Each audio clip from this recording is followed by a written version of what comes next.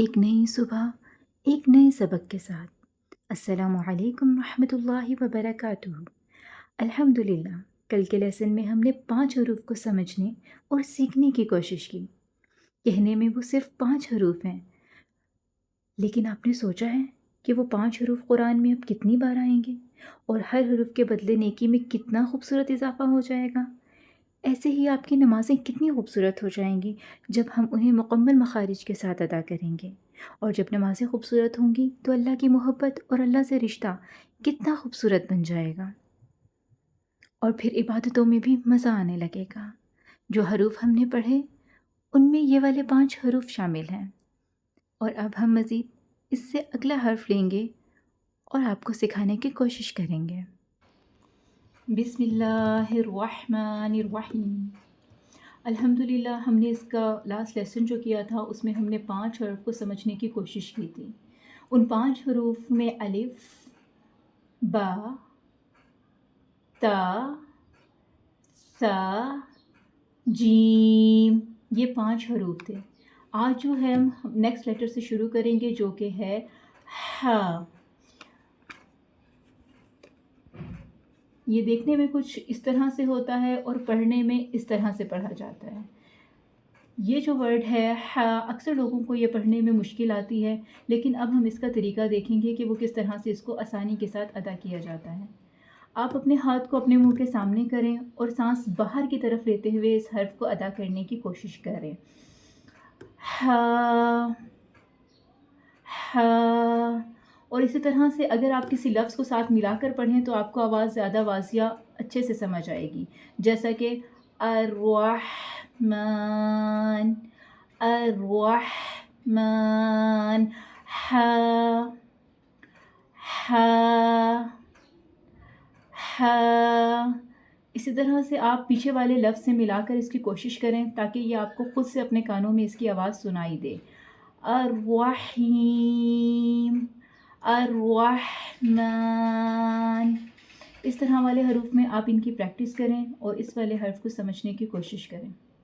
Next word ہم اس میں دیکھیں گے جو کہ ہے خا۔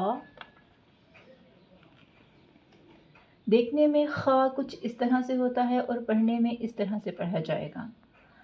خا کی جو آواز ہے اس کے لیے جو یہ حروف حلقی ہیں وہ حلق سے ادا ہوتے ہیں۔ ان کے لیے حلق کے 3 حصے ہیں، پر ان کے لیے ڈیٹیلز میں جو ہیں ہم آپ کو لیکچر ضرور نوٹ کروائیں گے، وہ ہم آپ کو بعد میں بتائیں گے تاکہ ابھی آپ کنفیوز نہ ہوں اور مشکل والا معاملہ آپ کے ساتھ نہ ہو۔ تو آسان لفظوں میں ابھی ہم صرف ان کو ادا کرنے کا طریقہ دیکھیں گے۔ جب ہمارے یہ لیٹرز ہو جاتے ہیں اس کے بعد ہم آپ کو تفصیلی لیکچر اس پہ ضرور بتائیں گے۔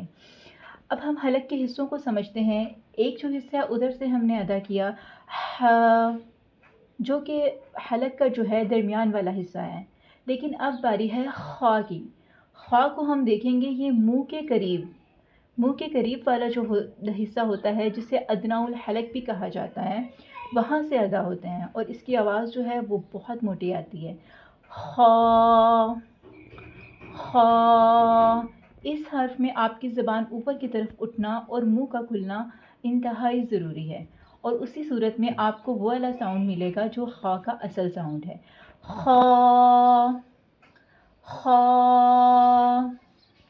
خا۔ اگر آپ اس کو اس کے مخرج سے ادا نہ کریں، صرف خا، خا اس طرح سے پڑھیں تو نہ تو اس کا مخارج ادا ہوگا اور نہ ہی اس طرح سے اس کا مطلب پورا ہو سکے گا۔ تو اس کو پڑھنے کے لیے آپ نے اس کے مخارج پر ضرور توجہ دینی ہے۔ نیکسٹ حرف جو ہمیں دیکھنا ہے وہ ہے دال۔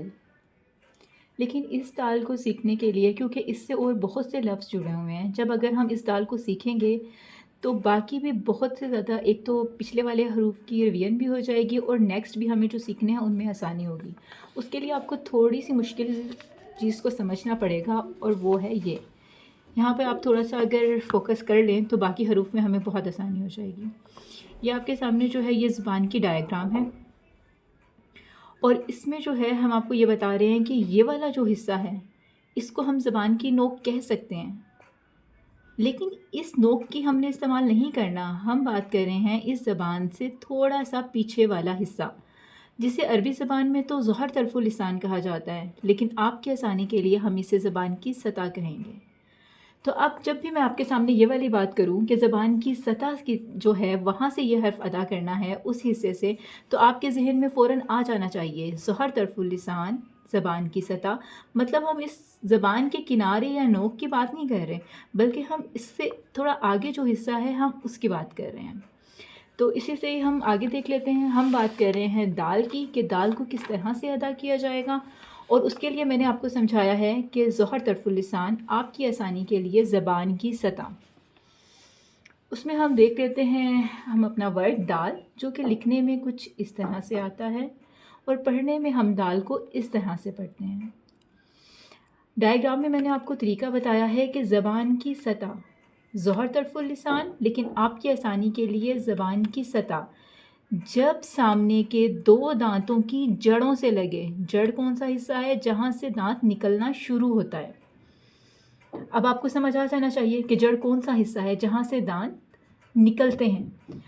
تو اور زبان کی نوک نہیں، زبان کی سطح وہ والا حصہ جب دانت کے اس حصے پہ لگے جہاں سے جڑ نکلتی ہے، وہاں سے دال ادا ہوگا۔ مطلب جو ہمارے دال کا یہ لام، یہ والا جو ورڈ ہے، یہ ہمارا اس حصے پہ جا کر رکنا چاہیے، جیسا کہ دال، دال، دال۔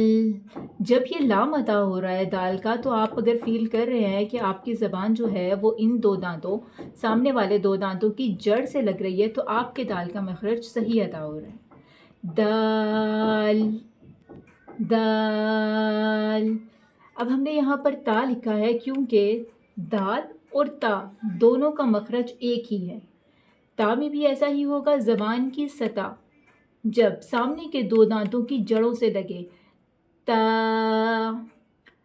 تا، سیم یہی مخرج ہم دال پہ بھی رکھیں گے، دال، دال۔